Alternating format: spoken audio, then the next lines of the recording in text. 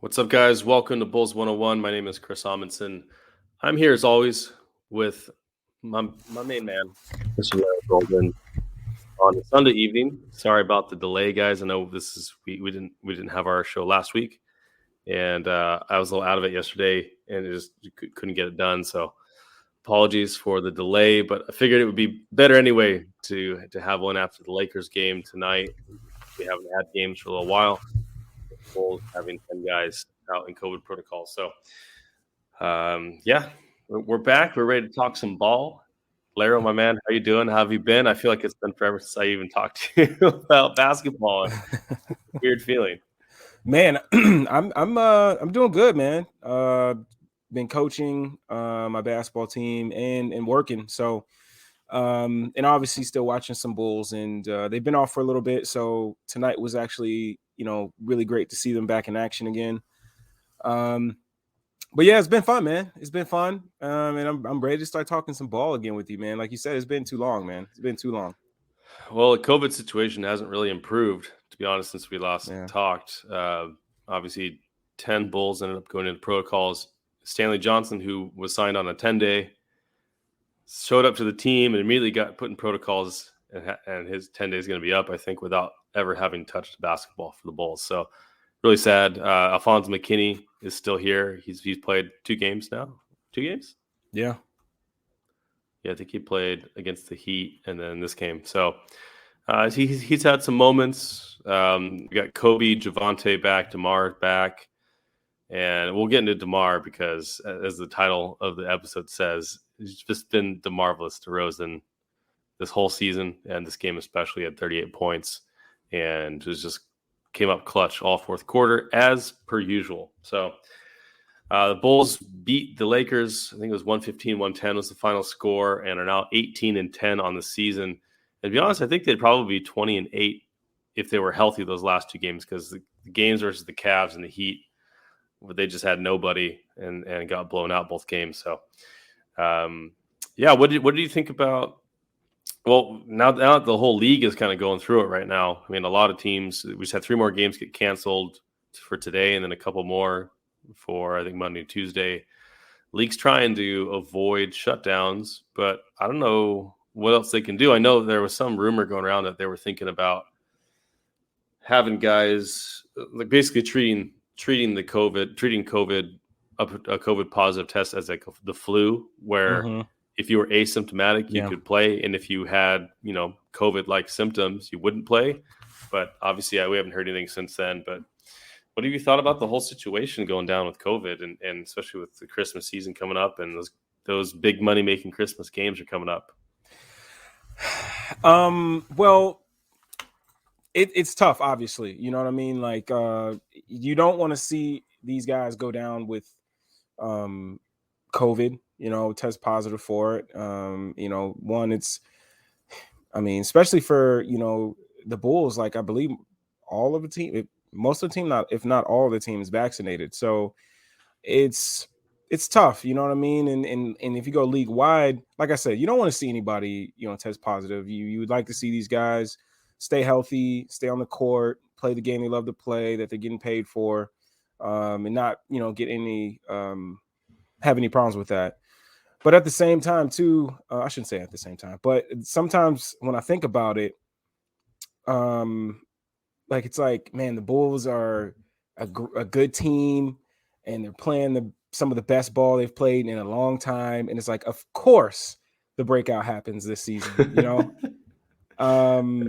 It just, but then sometimes I'm like, am I selfish for thinking that way? But it's like, I have the same thought. So first, if you're selfish, I'm right in the same boat with you. I was like, come on now, like the Bulls had this terrible schedule. They played all these playoff teams in a row, and then right as they get into like the cruising part of their December schedule, like, hey, they've got like 3 games in the next 10 days. It's really nice. Like they can regroup, get healthier, play some easier teams, and then it's like, and half your team's gone. And like more than half your team, like 10 guys were in COVID protocols at the same time. Well, that's wild stuff. Wild stuff. And Derek Owens is right here in the comments. Adam Silver is going to make those Christmas games happen, even if he's got to have G Leagues. Hey, the G League's going through it too. Our podcast Palooza got canceled Yeah. and rescheduled to February because the Windy City Bulls couldn't even play, couldn't put enough players on the court to have a game. So it ain't just the Bulls. Yeah, and then King Pookie Nation Alvarez bought a DeRozan jersey with the patch. I'm thinking, man, I got so many jerseys to get this year. I'm not a jersey guy, but I gotta get some jerseys. But have you got any jerseys this year, or you got anything on your Christmas list for it? I have not gotten any jerseys. I Slacking. kind of here's the deal, man. Like, I don't think I look good in basketball jerseys like anymore. So it's like I kind of stay away from them. I do the jersey thing, or get a jacket, a hoodie, hat. But jerseys, I don't think I look good anymore with them on. So I'm like, I kind of leave them alone now. See, I feel that way. Me and hats don't get along. I don't. For some reason, hats just don't fit me the right way or fit my head. It just look really weird every time I wear a hat. And I don't know if anyone else thinks that about me wearing hats, but when I'm wearing a hat, I'm like self-conscious about it. I'm like, I look like a doofus right now. So I feel you, but I think I don't really wear the jerseys that much. It's kind of like have them. Yeah. So, but yeah, man. Let's talk about. I mean, I don't think we talked since we had the games against the Heat and the Cavs. But was there anything you wanted to talk about from those games? I just thought they were kind of throwaways for the most part, as far as really evaluating what we wanted to see from the Bulls. Other than, I thought the defense obviously was poor, and the reason why is because you got these new guys in that, the Bulls rely so much on helping the helper and being on a string defensively, especially with their perimeter guys and their backside rotations. And there just wasn't a whole lot of that. With brand new guys in, or you got, TBJ playing 40 minutes, McKinney playing 40 minutes off, just guys who are not usually here playing big minutes, and obviously Caruso being out with the hamstring didn't help.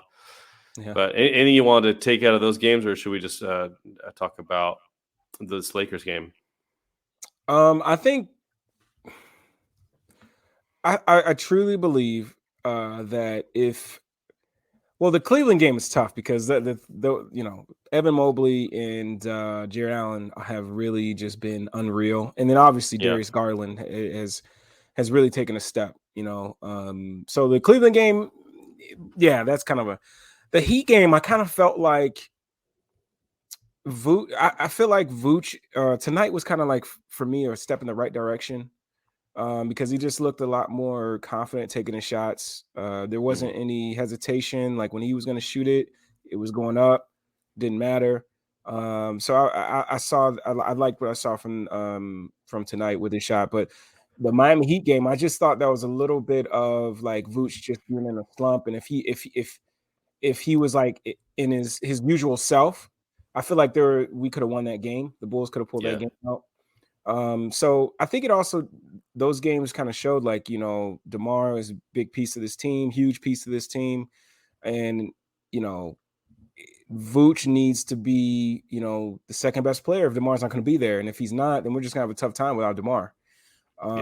So tonight was kind of, like I said, a step in the right direction. Vooch looked like himself tonight. Like he doesn't have to, give you 30 and 13 rebounds every single night. Like it'd be nice if that happens every now and then, but like tonight, 19, 13 rebounds, couple. I feel like he had a bunch of hockey assists tonight. Being able to draw help and being able to shoot the ball out and get that ball popping around the perimeter and making the team, offensively better. Like that's what he has to do. That's all he has to do. And man, I'm totally fine with the type of game he had tonight.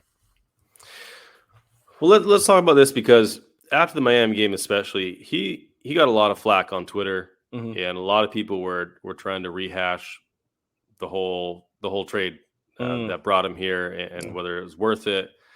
And I know you and I were both on board with the trade in theory, or at least in like, I always said, if you're going to trade Wendell Carter, who I thought was a good player, he was not a superstar. He may never be an all-star, but he was a very solid player who was only 22 and had some injuries. So I thought, there's no reason to move him unless you're going to get a long-term upgrade or a significant upgrade at that position, that's going to help take the Bulls somewhere in the near future when Zach's in his prime. Yeah.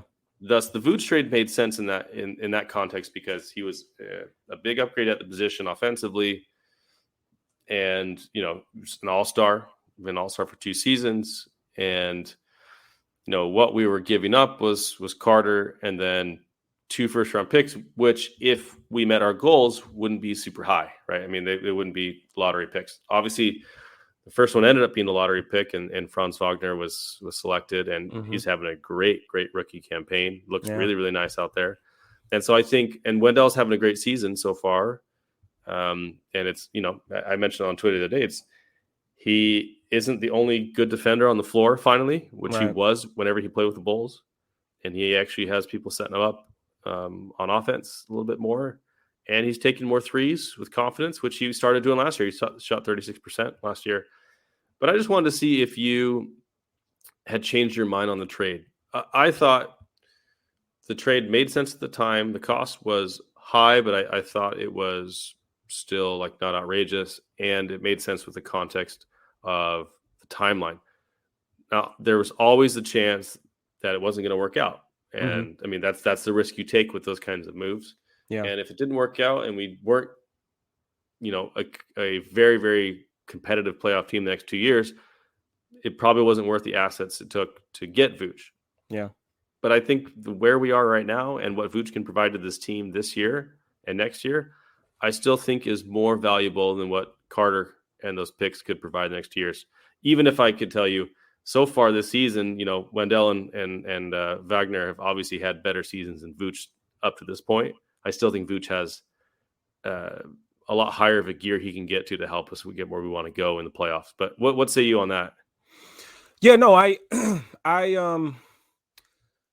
was 2 things for me with the trade, right? When it happened, I thought that one, it was good for Wendell. I know he was hurt that he got traded because obviously he wanted it to work out here. Yeah. But I thought it was good for him because I think he needed a change of scenery. I think he needed to really get away from, fans calling him soft and, it was just a lot going on. It's just here, trash, man. Fans got to stop doing that stuff. But I've already gone on about that one. And players hear that, as much as they say, I'm not listening to that, and they hear it. They hear it. They see it on Instagram. They see it on Twitter. And after a while, it can get to you. And I just kind of felt like it was a good time for him to get away. I thought that it ended up being a great situation because you get a great players coach and Coach Mosley. You got, Jalen Suggs, who started out the season pretty bad this season, which because again, I don't think he's going to be a lead guard. I think he's more of a Lonzo Ball type role guy where he's an off ball player, connector, can knock down the three, things like that. He can still pass the ball. He's a smart passer, but in terms of breaking down the defense off the dribble, it seems like that's just not going to be his deal. But so when they get Markelle back, who can do that, I think it'll make him even better for him. Now you get Franz. Cole Anthony looking pretty good too. Oh yeah, Cole, man. Cole's been playing out of his mind. So again, I feel like this is a perfect situation for him. Miami in Orlando. Because you got guys kind of in the same mold as him. You got young guys. You got a guy in Markelle who's trying to prove himself. You got a guy in Franz who's playing out of his mind and young. Wendell's still young, and I just kind of feel like it's a good group for him to be with, where they can kind of grow together and not have the expectations of playoffs right now. If he were to stay here with Zach here, there's a lot of pressure. He'd have to play well in order for Zach to want to stay, and there's just a bunch of stuff that he would have to deal with. And then also, secondly, regular season Vooch is a big deal because obviously, when he's on, he's 2010 all day. But in the playoffs, I kind of feel like he's the right type of big you want in the playoffs, where inside out, you could throw dip, he could dump the ball to him in the post. He's going to demand a double team. If you don't, most likely when he's on, it's going to be a basket. He makes the right pass out of the post. He can make the mid-range jump shot. You can make the 3-point shot. So he's more of a threat. And even if you look at the games that he's had bad shooting, bad shooting games, teams still send help, in the post. Teams still show him attention when he's wide open. And I think when you want to get worried is when teams stop doing that. That's when you want to get worried. But as long as teams are still like worrying about his shot, then eventually you just it's gonna come. And like tonight, man, like 19-13, that's fine. Yeah. So for me, Vooch, I feel like this is a good situation, playoff wise. And with with Zach, man, like that's the biggest thing. I think people lose sight of that. Like that, it was all about like making the move to prove to Zach, like, yo, we want to win, and we're gonna make moves to show you that we want to win. And I think it's working, man. And it led to DeMar coming too. So I mean, I feel like the trade worked out, man. I couldn't agree more. It's worked out. It's still been worth it, I think, at this point. And I don't know. I'm not like a kick it guy when he's down kind of person. I just like I'm not going to judge Vooch on what's clearly been a shooting slump. And as you mentioned, teams are still playing him the same way they've always played him. He's still playing the same way he's always played. I mean, he's obviously had to make some adjustments offensively to make room for DeMar. But he's still getting, I mean, I think he's getting easier shots. Billy mentioned he might not be catching them in the same rhythm as before. And that's been something that Billy's tried to make sure that they're doing is making sure, it's the rhythm and the confidence is a big thing when you're a shooter. And so we'll see what happens, but glad to see he had a good game tonight. And I hope that continues because we need him to be there. I just wanted to mention real quick, currently the top 4 teams in the Eastern Conference are the Nets, the Bulls, the Cavaliers, and the Bucks. So 3 of the Central Division are in the top 4. They all have home court advantage right now. And the Cavs are looking real strong. I know we got blown out by them. As you mentioned, Mobley's having an incredible defensive season. He's everywhere. Jared Allen has had an all-star caliber season. Darius Garland's had an all-star caliber season. Lowry at the 3 is working for them because of the defensive prowess and versatility of their 2 other bigs. It's working well because guess what? They're playing Lowry like a shooting guard, a small forward, like we've always said he plays like, and it's working out because the size helps just make it difficult for people to get into the paint and take shots from there. So it's been really fun to kind of watch the Cavs. The really turned around.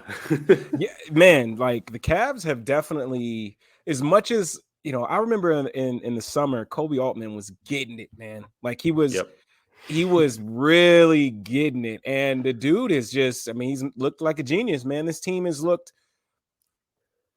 damn good. Isaac Okoro being the perimeter defender he is.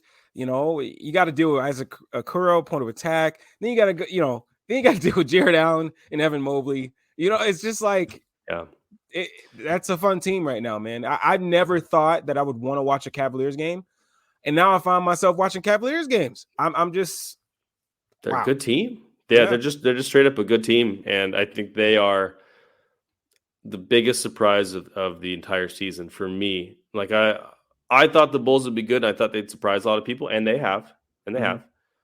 But I never thought the Cavaliers had a chance to even make the play-in.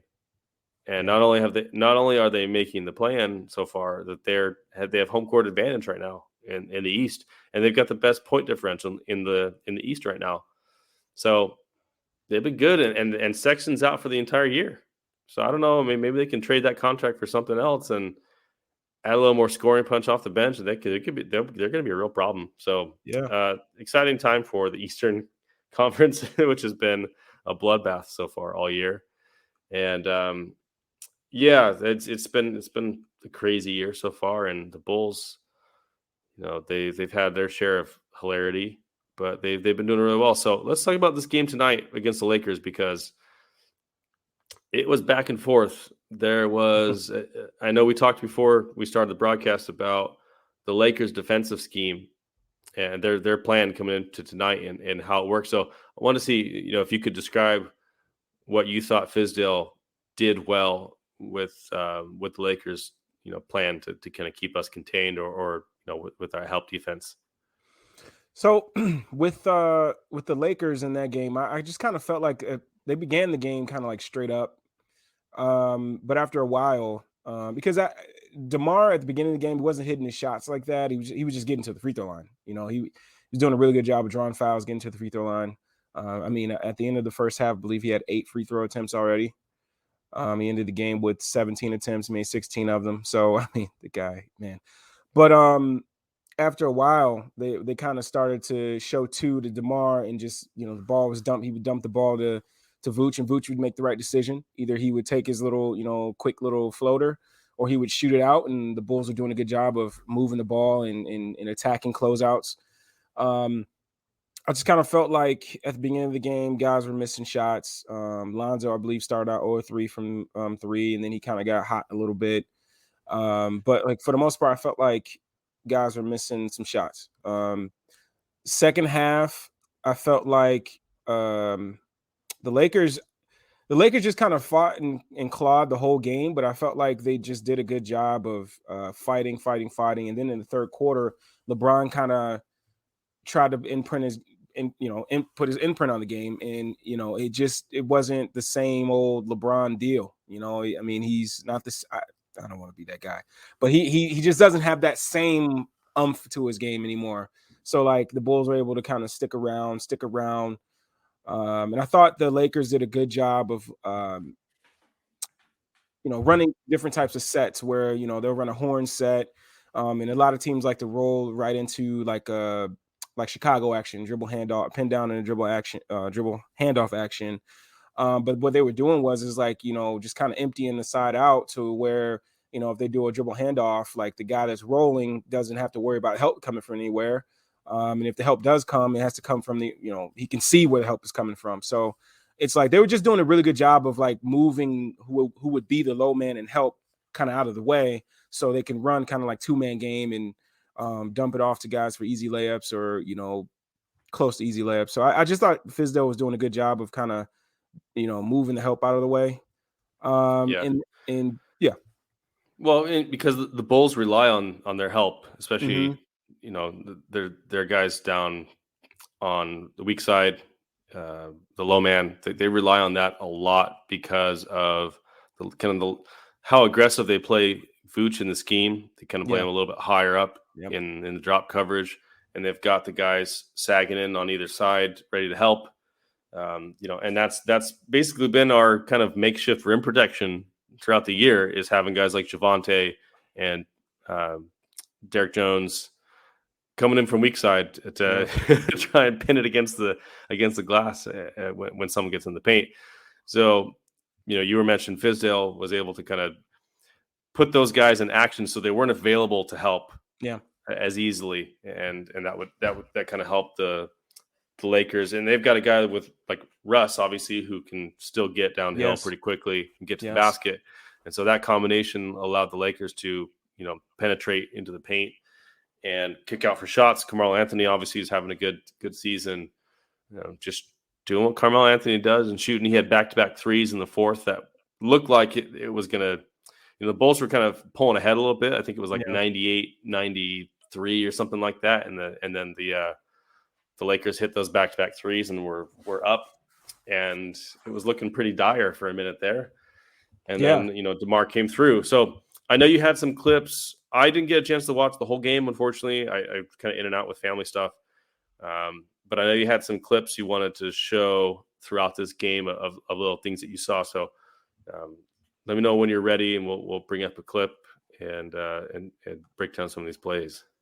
Yeah, so like I was telling you before the game, where I usually go to get my clips, they didn't have it fully uploaded, the full game. So I was able to get maybe six of them. So I'm ready whenever you are.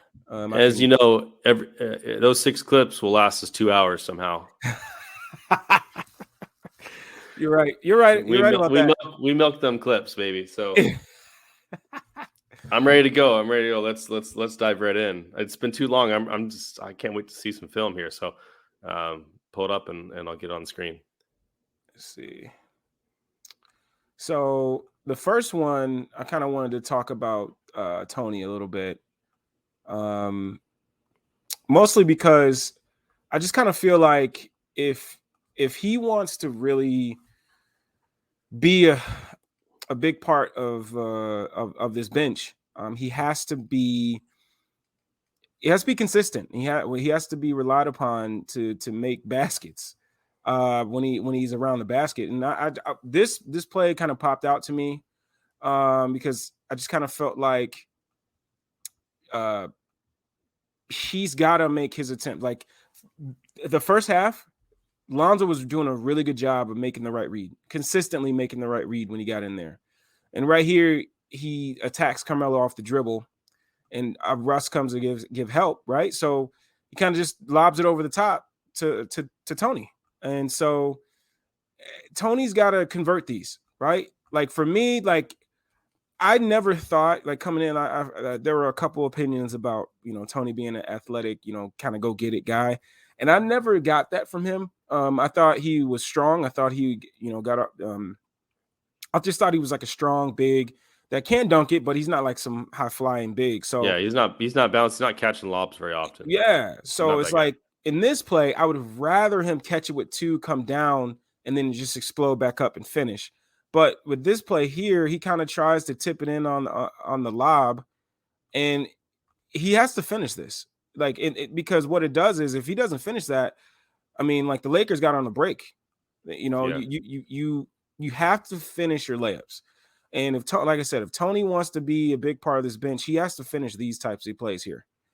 And so that was a play that stuck out to me because it'd be nice if Tony could play big time minutes at the 5, so Vooch can have some more time on the bench and rest. But if he can't finish these types of plays, I don't know how you can play him as much. Yeah, I agree with you. Let me add it again. Can you full screen it when you get a chance here?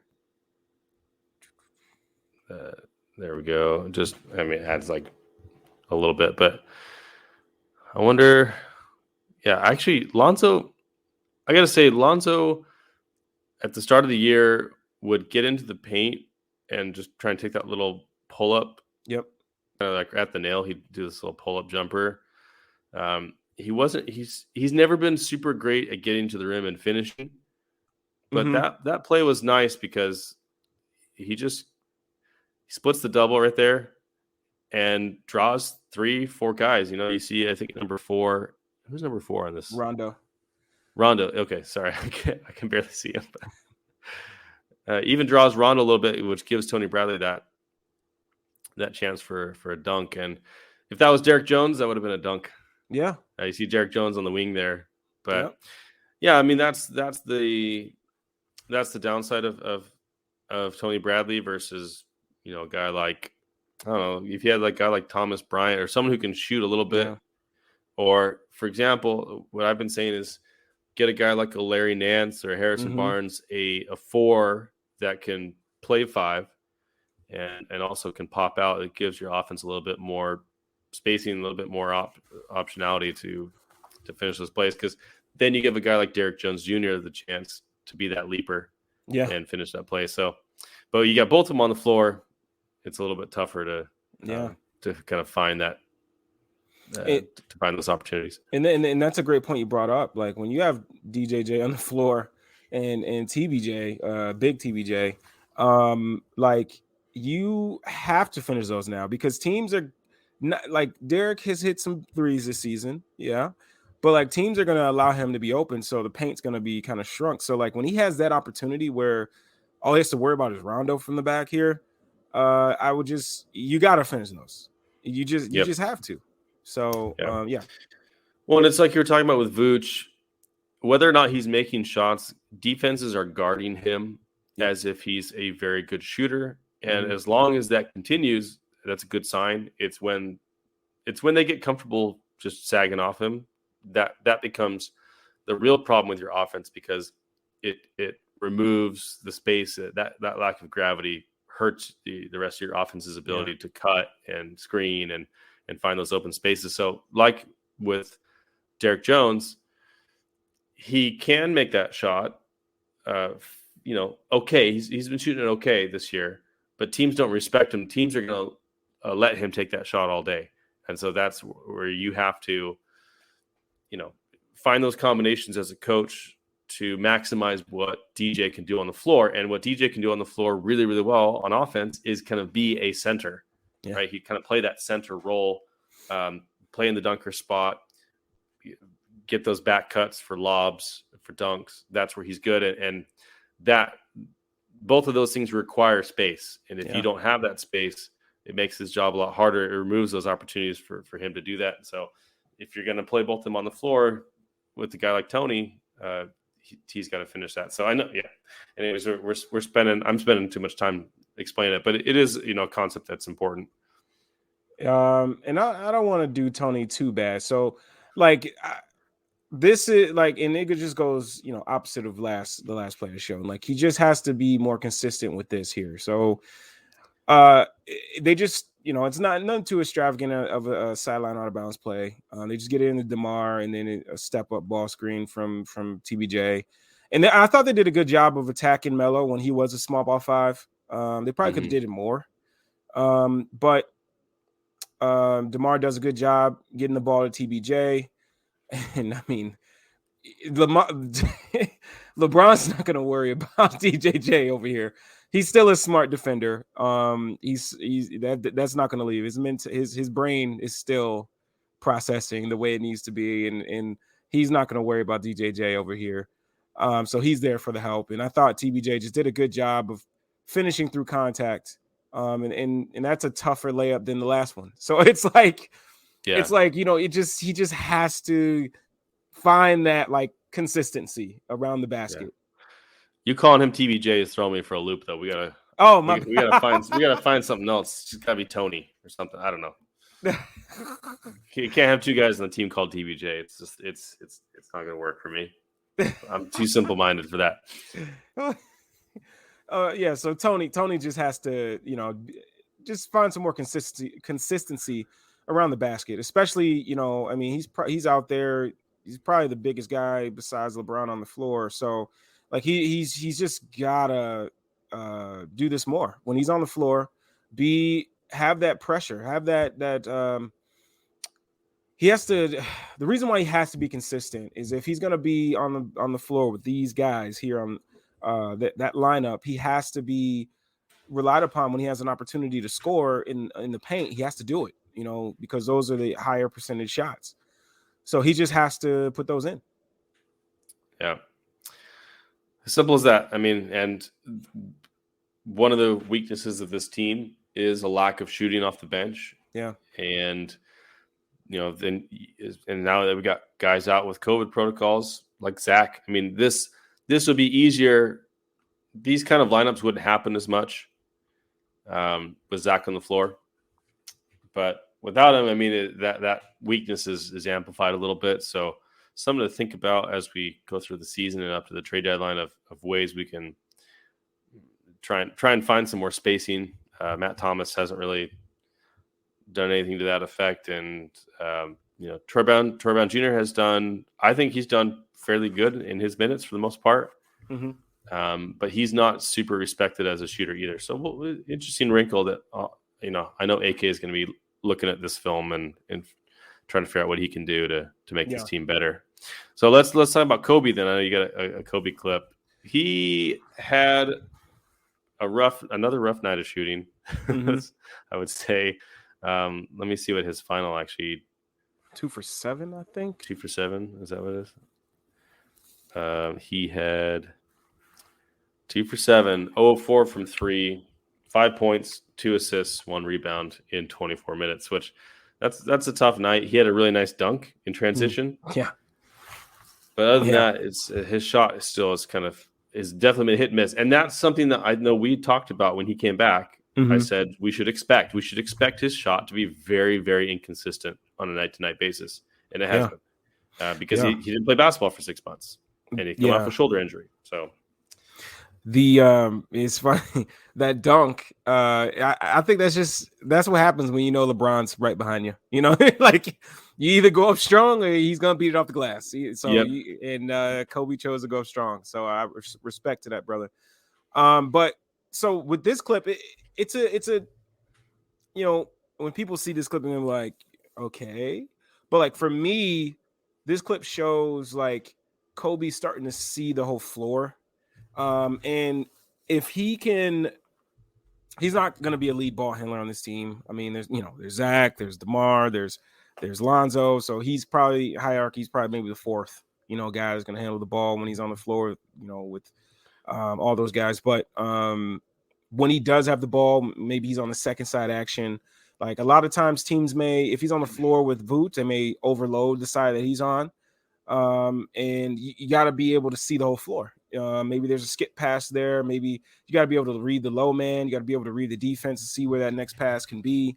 And I thought this play here from Kobe just kind of shows a little bit of growth in him seeing the floor. And I thought there was another pass he made later in the game I couldn't get to. There's another pass he made driving baseline. He just threw a beautiful pass to the opposite side of the floor, and he just got the Lakers in rotation. And that doesn't happen without that pass. And just those little things from Kobe, like, yeah, if your shooting's not going to be there, what else can you bring to the floor? And if he can be somebody that maybe the shooting's not going, if he can be somebody that can make the right read and get these teams in rotation, and helping his teammates get better shots, like that's also a way to stay on the floor too. Yep. So this pass here, you got Kobe in a pick and roll situation with Tony Bradley. Rondo's guarding him. Melo again at small ball 5. Rondo goes over. They're kind of pushing him. They're icing him. They were icing the whole game. I mean, Melo was yelling it loud. Ice. But Melo's in a drop, kind of pushing him towards the baseline here.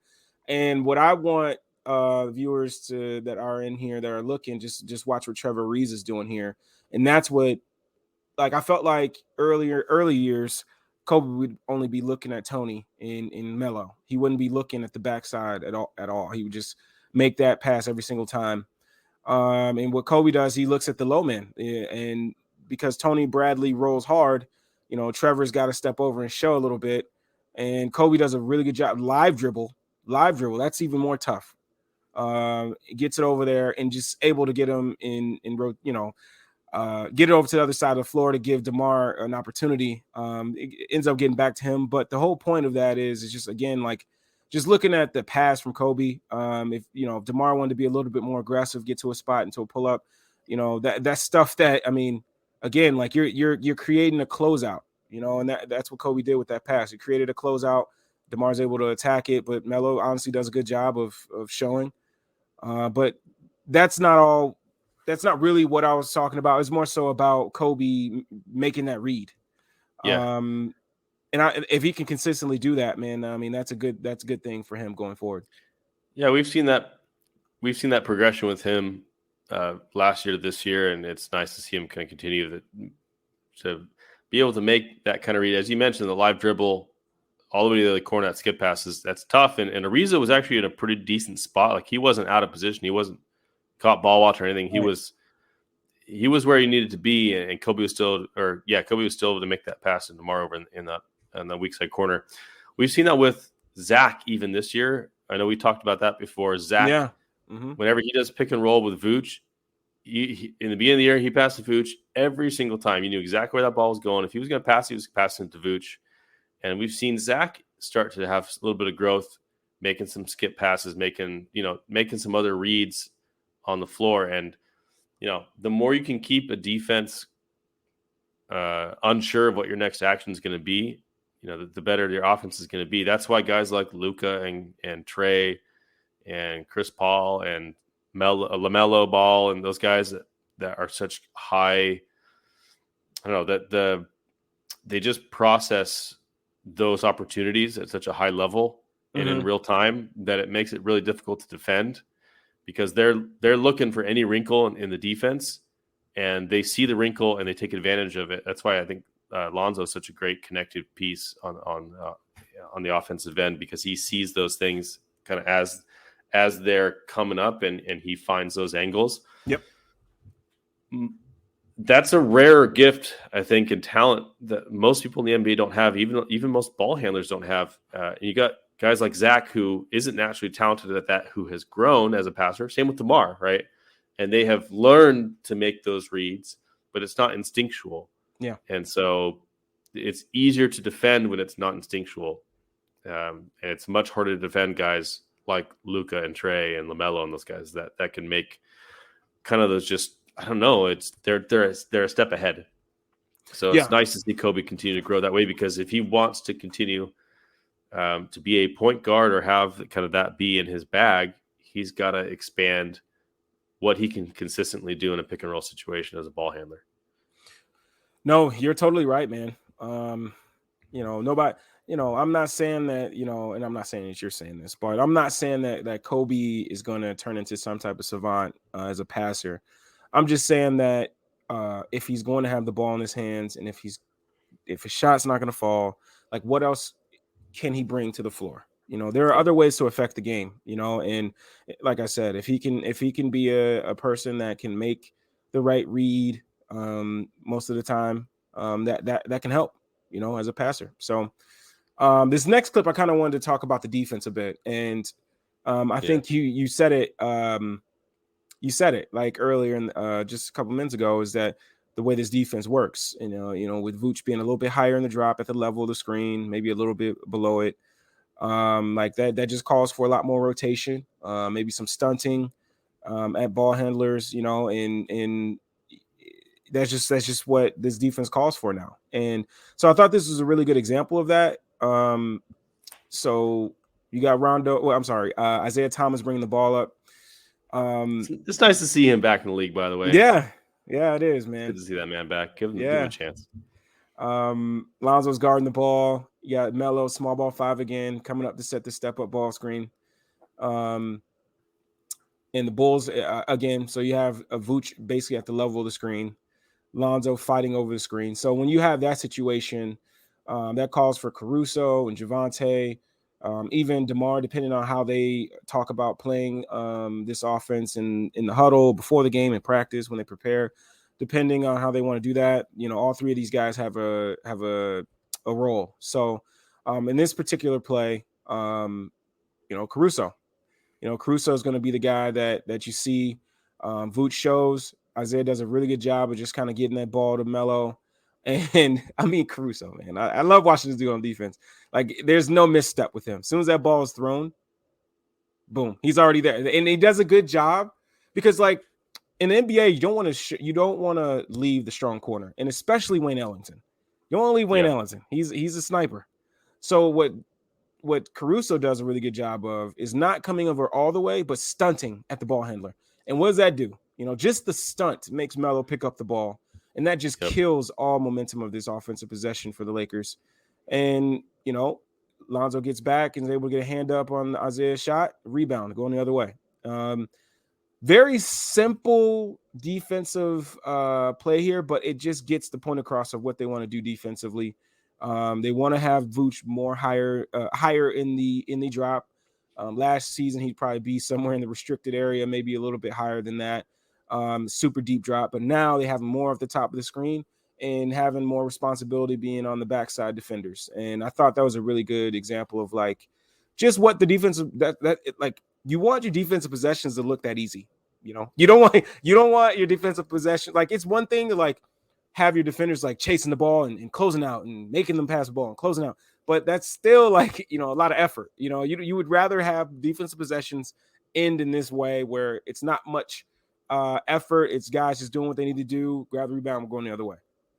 Yeah. Well, it's often the defensive possessions where there's very little movement and you don't get guys in rotation. That's your most effective defense. And so here, as you see, just that perfectly timed stunt by Caruso blows up the plate, removes the advantage Melo right here. He's catching the ball in rhythm on his way to the basket. So he can either try to finish over Vooch, or, he's kind of got him beat because of how high Vooch is up in the coverage. But Caruso just taking that one step, as you mentioned, makes Melo pick up the ball, because Melo sees him out of the corner of his eye coming. He says, "Oh, strong side." He's going to make that strong side pass. But Caruso's so quick that he's already there. He blows up the play where he can't get to the rim anymore. Can't make that pass to strong side. He's got to kick it back out to Isaiah Thomas, who then takes, contested 3. So And that took one stunt by Caruso to blow that whole thing up. And that's why having a couple guys in your team like Lonzo and Caruso, and even guys like Javante and DJ, have that processing speed on the defensive end to just be in the right position makes the defense so much easier for everyone else. And I can't remember who we were talking to. It may have been either Kevin Farragon or Will Gottlieb, and you can correct me if it's one or the other, but they were looking into the Bulls' pace, and not just the pace that's listed on like the NBA website and advanced stats, but basically how much time the Bulls spend on each offensive possession and each defensive possession. And they found that they were one of the best in the league at they have very short offensive stints, right? Their offense takes very little time to get into to get a good shot. And on defense, they're spending a long time on a defensive possession, which means it's making it very difficult for the opposing players to score on them. Yeah. And so in that sense, they have a very, very good pace on both ends. They're making it really hard for offenses to score on them because of how many plays they're blowing up on a 24-second shot clock. And on the offensive end, they're getting into easy offense. They're taking very few seconds to get into their offense. So I don't know if you had any comments on that, but those kind of fundamentals help make those numbers work, make that those offensive and defensive possessions more effective. Yeah, no, I think those numbers match the eye test as well. Like I feel like that's the way Billy wants to play. Offensively, wants to play fast, get up and down, get quick shots, get quick and open looks, efficient looks, getting the ball to Vooch where he wants the ball, getting the ball to DeMar where he wants the ball, Zach where he wants the ball, and getting some shots up. And defensively, I mean that's what they want to do. You know, they want to fly around athletically, and just play tough and make it tough on the guys on the opposing team's offense. Grab a rebound and go. So I think that matches the eye test. Okay. Hey, shout out Salim. How you doing, man? Yo. Nice to see you. So this next one, this next one was a fun one, man. Like, this is good. This is good stuff from Vooch, man. So the Lakers, I believe it's Isaiah Thomas again. They get a screen, a step-up ball screen from DeAndre Jordan. Once again, this time they're pushing it, they're icing it. And what happens is Vooch is one-on-one with Isaiah Thomas. This is what I like about this, though. Right? You got DeAndre Jordan, running down head of steam. We all know, if he gets a lob, it's probably going down. But like, just if you this might be just the coach in me, okay? But like, this is what I love about Vooch. This is what people don't pay attention to. But like, look at the wingspan out, right? His hands not at his side, his feet are moving, but just having his hands out wide. And what's going to happen is that pass is a lot tougher because his hand is in the passing lane, and it's just all over the place, right? Just having your hands wide in drop, you're low, you're ready to drop your hips and go the other way if you have to, but just having that hand in the in the passing lane, like that stuff is great. Then that leads to a fast break. Caruso, who was playing super tough tonight, getting some and ones and just playing with a lot of swagger tonight. And then you get rewarded with a beautiful Vooch putback, baby. I mean, like that's a beautiful putback from Vooch. You don't see that too often from him. So no, it was nice. He ran the floor. You could see he was running the floor in transition as that trailer, and he was right in position. Yeah, two hands, LeBron in a poster. Yep. You know what? I love it. You don't say. You know what it is. Hey, King Pookie Nation says, "Hey Chris, I went to that Knicks game at the UC. Or that one was fun. I went to the one after that versus the Jazz when they got the win." He also says he met Aldo Gandia. Oh, nice. The man behind the curtain, Mr. Aldo Gandia. That's cool, man. That's awesome. Yeah, that was a really fun putback. I loved it. But Vooch, I mean, Isaiah Thomas is quick. Yeah. And you saw, as you mentioned, you saw DeAndre Jordan rolling for that lob, which he almost got, but because of the position of Vooch's hands and his activity, made that pass a little bit tougher, kind of put it at his feet instead of in rhythm, and led to the turnover and the putback dunk. So Yeah, it's probably a bad decision by Isaiah Thomas. I mean, all you gotta do is throw the ball at the rim, but for some reason he threw a bounce pass to a big roll into the basket. But but all in all, still a good job by Vooch. yeah. Hey, King um, Pookie says he was at the Jazz game too. Hey, ooh, how did I not see you, man? I was there. Me and Salim were there. Salim. Shout out Salim. What a guy. I am hoping to come back for the Cavs game in February. We'll see with my wife. I'm hoping. We'll see. That'd be we'll great, see. man. Hopefully, like everybody will be healthy and we'll be able to Oh my see gosh. Evan Please, yeah. Mobley and everybody versus us. Like that'd be fun. That'd be a fun game. That'd be. Did you, man? I'm sorry. I'm sorry if I didn't get to catch you, man. I was trying to answer people's texts and stuff. But hey, maybe we'll have another opportunity here this year for me to come back out. I know when Larro's going to be more available, and I don't just spring it on him like I did last time. So, hey man, it's all good. We made it work. So yeah, hey, yeah, get Ed out here too. Salim says he's trying to get Ed to come out. Ed Shula. Hey, he needs to come out here, man. That's right. Come on out here. But this last clip it's a minute long, but it's just a bunch of good activity, a lot of fun stuff going on in this clip, I thought. And it starts out with this out of bounds play that I don't know if anybody pays attention to. Steph talked about it in his article, and he's pointed it out on his timeline before. This out of bounds play, they run it almost all the time. Where it's 4 flat, and you get that pass over the top here, and Kobe's gonna step in, set that screen for Caruso coming across. They're going to turn the ball here because, first of all, if they can hit Caruso either on a front cut or a rear cut, Lonzo will hit him. But it's not open. He kind of pokes it. Wayne Ellington pokes it away. You get a zipper screen from Kobe coming up here. Step up for Lonzo. Vooch roll. That's something. I love how Lonzo like Zach obviously he makes the right, he hits the Vooch a lot on those rolls, but just the way Lonzo does it, like it's just so smooth. Like it's just boop. Like it's just like I love the way he does it. It's just so smooth, man. It's just effortless passing. Yeah, it's instinctual. He just knows where to put the ball and how to make that pass. In stride. Stuff. He doesn't have to reach back. It's in stride, right to his hands.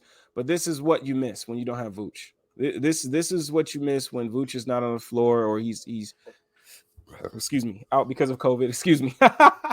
Out because of COVID. Catches in the stride, sees Bron, swings it. I mean, this is good stuff. Caruso didn't get a foul there, which is asinine. Ridiculous.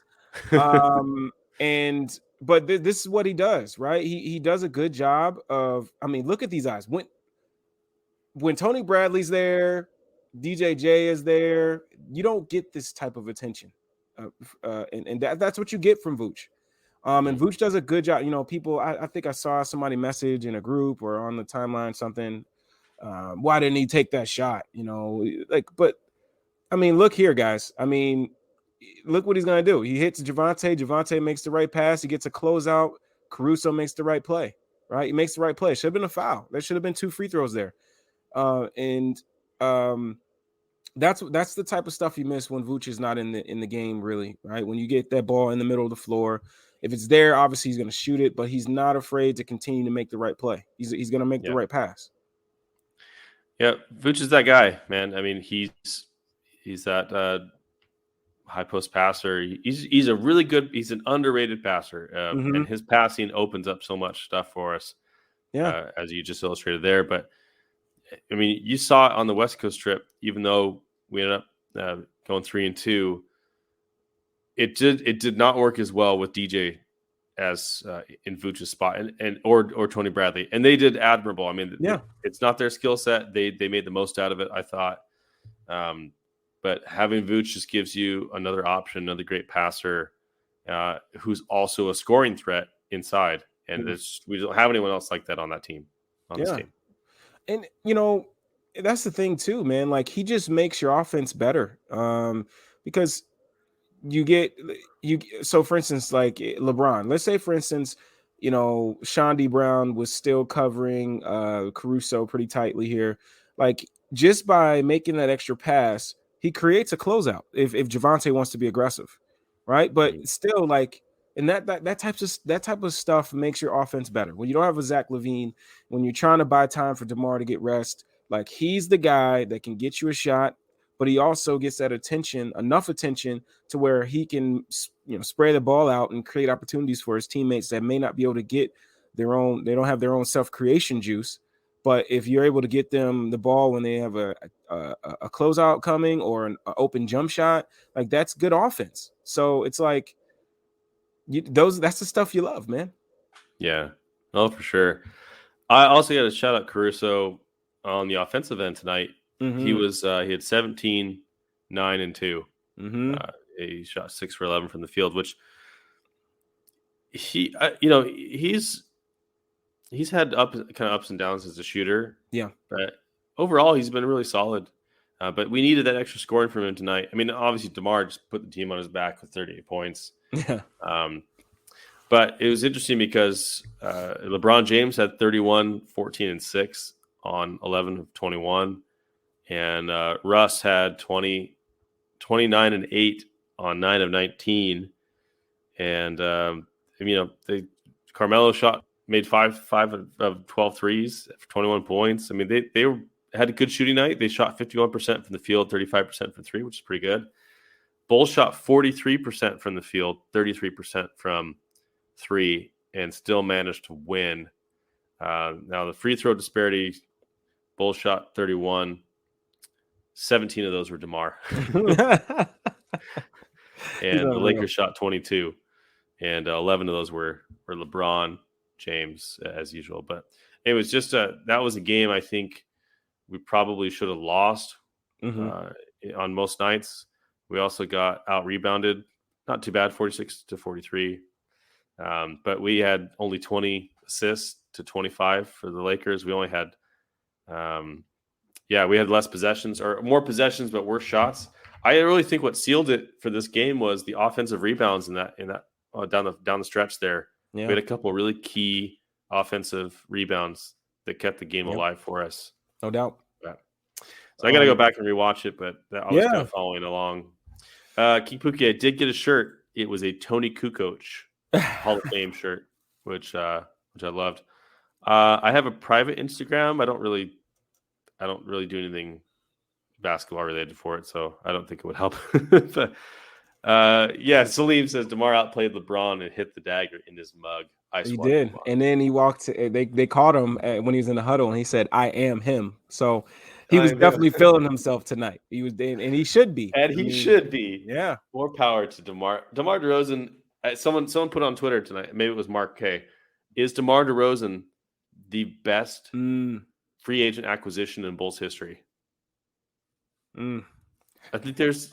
I have to look at the list, but I think there's just on instinct, I would say he's probably in the running, if not the best. In the running. You got Powell, you got Boozer. I'm trying to go back to the 90s. Who did they pick up anyone in free agency in the 90s, or was it just trades? Rodman? Would Rodman be? Was Rodman a trade? I can't remember if he came over by trade. What was he? He said free agent. Yeah, free agent. Oh, okay. Now, technically, DeMar was a trade, but he was a free agent. They just had to do a sign and trade. But yeah. No, I think DeMar might be the best. Yeah, DeMar is. Yeah, man. I mean, dude is like probably if he continues to play the way he's been playing, all NBA. Probably, He should be. all-star. He should be. He better be an all-star this year. Yeah. Hey, and we're only paying him $27 million. What a steal! Definitely What a not playing steal! the contract. Yep. But no, like, okay, so with the rest of this clip, right? So the rest is this is my last clip. But Sorry about that. no, Long no, tangent no. for me. No, it's all good. It's all good. Content, baby. But this is the type of stuff that you love. Like Javonte Green offensively is just, you know, it's tough. It's tough with him on the offensive end. But when he gives you this type of effort, you know, where it should have been a foul for Caruso, but no call. He hustles his tail back and he just sends this lob Oh, pass. I love that. Like Yes. that is what you love about Javonte. I mean, that's just effort. That's the stuff that you need to help, you know, type of effort that helps you win ball games. You know, because you know, NBA usually guys are like, oh, whatever, it's a lob to LeBron. We'll get, you know, no, he's like, look, we're gonna play till the whistle blows, right? So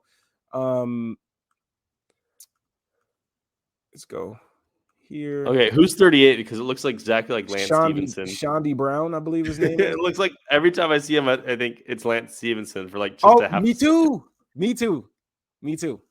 But so this play I love because my boy Vooch, you know, so they throw the ball onto LeBron, and I believe is that Isaiah Thomas kind of cuts off of him here. Lonzo shows a little bit, then he gets off.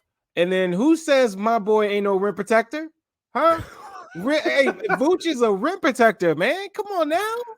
Okay, he comes over, he helps stuff off of LeBron. DJ, and just absolutely stuffs LeBron at the rim and leads to a fast break. And LeBron immediately starts whining that he got fouled. Yep, every time. Oh man, hey, did you remember that play? Oh yeah, play the end of that. Play the end of that real quick. Like, my goodness, I got to see the block again. I just have to. I have to see the block one more time. Just good stuff. Gets over there, boom, meets him at the rim. Caruso grabs it, pushes it to Lonzo. Lonzo back to Caruso. He throws it up, boom, and then the ball bounces off the rim, and Javonte almost literally just brought the pulverizes. House down. Like, yeah, Madhouse would have been a crazy house. All right, I got to remind you of this. Do you remember when LeBron made a pass that went off the foot of Rondo, and then I think Melo tried to get it on the way out? Oh, yes. And it was called our ball. Yep. And then LeBron goes up and gets right in the face of that ref. And the ref like immediately changes the call to say it was off the Bulls. And like, no Bull touched it. Like like Lonzo kind of like reached for it, but it clearly went off the foot of that Lakers Russell. player. It was Russell. Yep. It was a Russell? Yep, it was Russell. They called it a kick. You have to look intentional. It's called an intentional kick. Like, you have to like literally be trying to kick the ball, not and no Bulls player's foot was within 10 feet of that play. No. Like Lonzo was reaching with his hand, but his feet were nowhere near that. Anyways, that was just the power of LeBron is ridiculous sometimes. Yeah, it's. I hope you're right. I hope he's slowed down because he's had a nice career. Like, and yeah, that's all I got to say about it. I'm not gonna say anything else. So for me, like, a lovely career. He slowed down a bit, but like he still has the ability to have like a three, like Mort was saying. And he has an ability to go on a little stretch where he just dominates, and then he can't consistently like hold it like he used to, where he could just maybe go a whole quarter or a whole half. Some games, a whole game, he would dominate, but like now it's like small stints where you're like, oh, that's that. There he is. That's the King James, you know. So, but no, man. Like how do you feel tomorrow going against the Rockets? Right, we got the Rockets tomorrow. We do have the Rockets tomorrow. So last time we played them, I thought we were going to blow them out, and we lost to them, and that led to like a Rockets like 8-game winning streak or something ridiculous. We gave them some sort of confidence to just go and destroy the rest of the league. I know they've been hit with some COVID stuff, but I don't recall who's out. Let me see if they've got it here on the game preview. Injury report: Jalen Green's out. Armani Brooks is day-to-day. Kevin Porter Jr. is out. And then on our side, we got Zach, Alizé, Io, Matt Thomas, Derek Jones Jr. I think we might have more. Isn't TBJ on that too? Yeah, I think so. Let me check. It's loading. Yeah, Troy Brown Jr. and Patrick Williams, obviously. Yep. So they're still out with protocols. And man, the Brooklyn Nets, it's like after they got Claxton, Griffin, Day'Ron Sharpe, Kyrie Irving, Kevin Durant, Bruce Brown, James Harden, James Johnson, Javon Carter, DeAndre Bembry, LaMarcus Aldridge, Paul Millsap, and Joe Harris are all out. 1, 2, 3, 4, 5, 6, 7, 8, 9, 10, 11, 12, 13 players. That's crazy. That's crazy. Yeah, man, COVID is wild in this season. Ain't playing around. But ESPN gives us a 60% chance to win that game in a matchup predictor. I don't know. It's coming off back-to-back. It is at home, so they don't have to travel, which is nice. But so far the Rockets have been playing better without Jalen Green in the lineup. You got Şengün action out there. Mm-hmm. You got Jaysean Great, as Steve Jones Jr. likes to say. And I mean, there's some good players. The Rockets are fun. Daniel Tice, I think, is out of the rotation. Is he out of the rotation? Yeah, they had him starting, and now they took him out the starting lineup, and they've been Christian playing. Wood's killing it though. Yeah, he's playing well. They actually beat the Hawks as well. So. Oh, and they're playing Gordon, Eric Gordon again. Yeah, he's killing it too. Oh yeah, he's been playing real good ball. So that's going to be a tough matchup. I think we should have enough to beat them, even with Zach out. I agree with Salim. The Rockets should have taken Mobley. They're stupid, but I don't know. I mean, it took Şengün, so why not take Mobley? I don't know. I know, but it's early. Like I'm not gonna. I probably shouldn't say anything like that. But Mobley, right now, looks like a generational defensive talent. So we'll see what happens. So let's see here. They just beat the Pistons. So Christian Wood's coming off a 21-8 game. Eric Gordon 18-5. He went 3 for 4 from 3. Garrison Matthews has been playing well since they gave him, since he got called up. He was a guy I thought we should have picked up in the Matt Thomas role. Yeah. You serious? Yes, that would have been nice in that role. He's the man isn't even signed to a real contract. I think they're trying to trade somebody so that they can bring him on as like a full-time deal, if I remember right. I think that was the reporting. Man, David Nwaba. I love 17 minutes. 17 minutes of play at 13, 7 rebounds, 1 steal, 1 assist, 1 block. He went 1 for 3 from 3-point land too. So it's like they're gonna have a rough and tough team coming in here. And one thing that they have they have some bodies they can throw at Vooch. If they want to, they could throw a Garuba at him. They could throw Şengün. They can throw Christian Wood. They could just throw different bodies at Vooch. So it should be fun. They're not going to be, I would love for them to be a pushover and lay down, but they're not. They're going to come in and the swagger is a little bit high. They got 10 wins in the season. They're ready to hoop, so we got to come ready. Yeah, that is not going to be an easy game. Even Josh Christopher, he had 10 and 7. Yeah, 7 assists in the last game. So I know he's coming along as well as a prospect. So yeah, it's gonna be a fun game. I know some people have mentioned kind of Christian Wood as a trade target for the Bulls. Mm-hmm. I'm not really on board with that, just because I don't want to do the 2 center thing. Mm-hmm. But with Vooch, but yeah, no. Garrison Matthews, man, that would have been the guy. That would have been the guy. There's Garrison Matthews has been playing pretty well, man. Like he can shoot the thing. He's just taking advantage of his opportunity, man. I just would like this team to stay afloat until Zach gets back.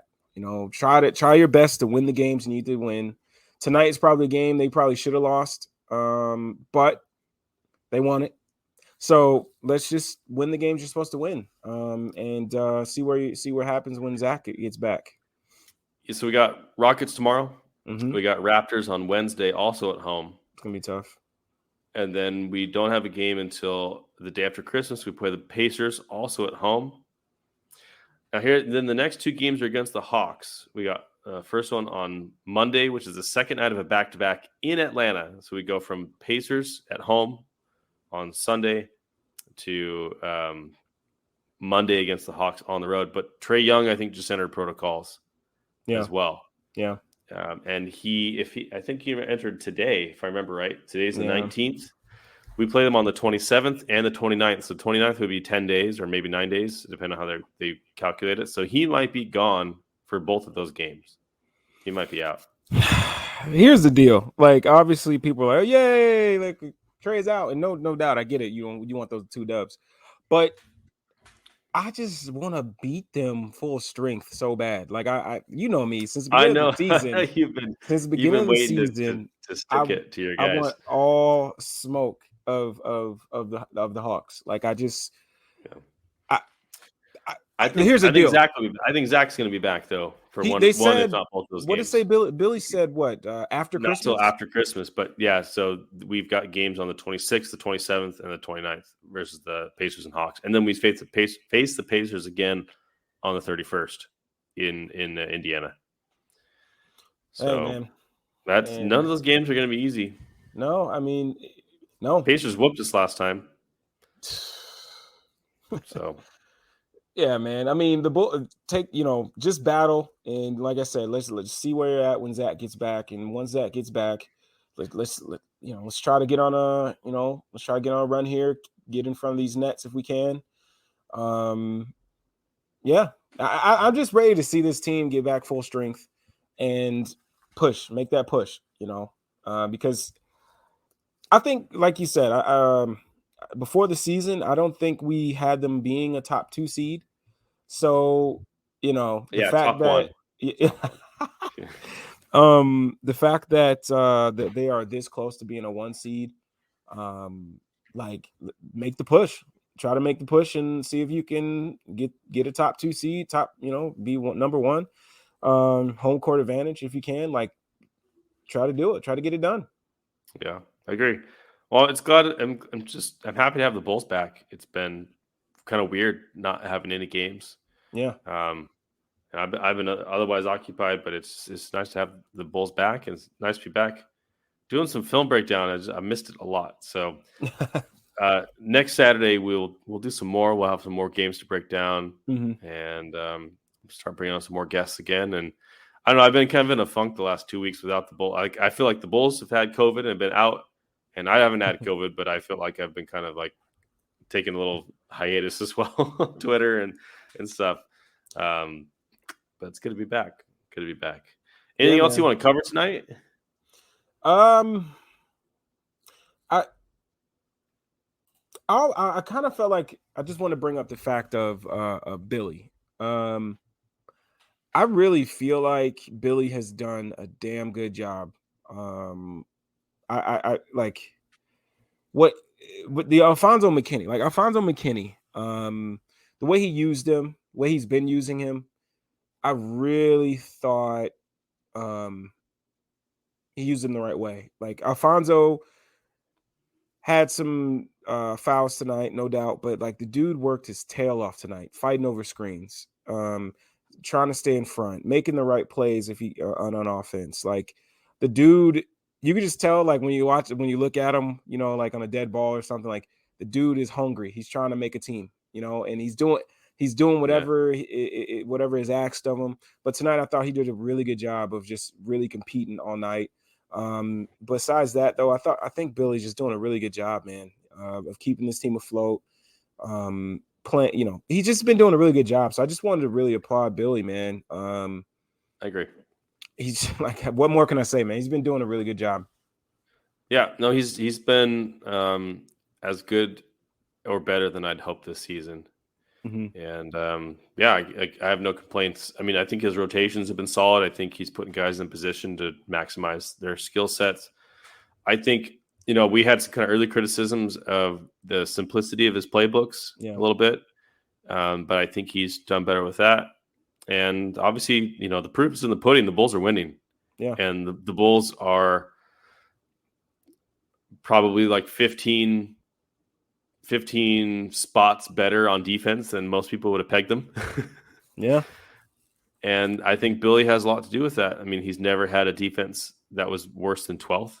Yeah. And, people thought the Bulls defense was going to be like 20 something. And they've been elite so far this season when they're all healthy. So I got no complaints on that. Yeah. They've done a great job. And using Vooch in the way that they are, the way Yeah. that Billy has done, is not something I really thought he would do. I didn't think he'd have him so high up on the level at the level of the screen, but it's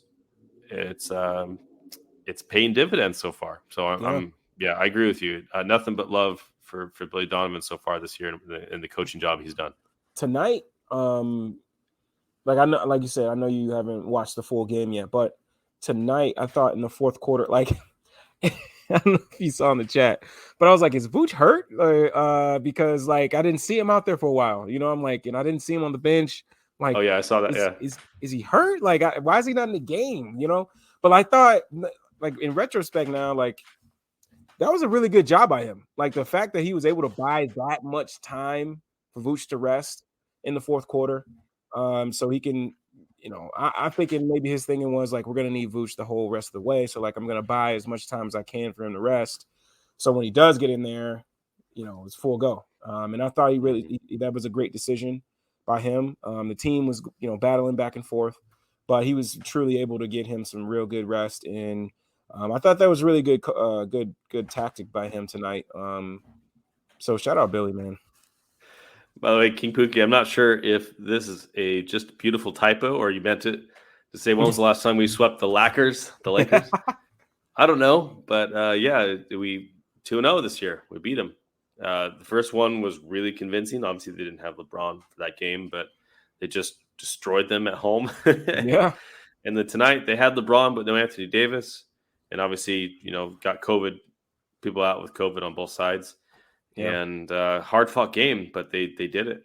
And as Larro said, Fizdale came with a really nice defensive plan against the Bulls, and it worked pretty well. And I think I heard the Lakers announcers talking about Lakers playing a little bit of zone in the fourth, and DeMar just basically saying, "No thanks, I'll just take this shot."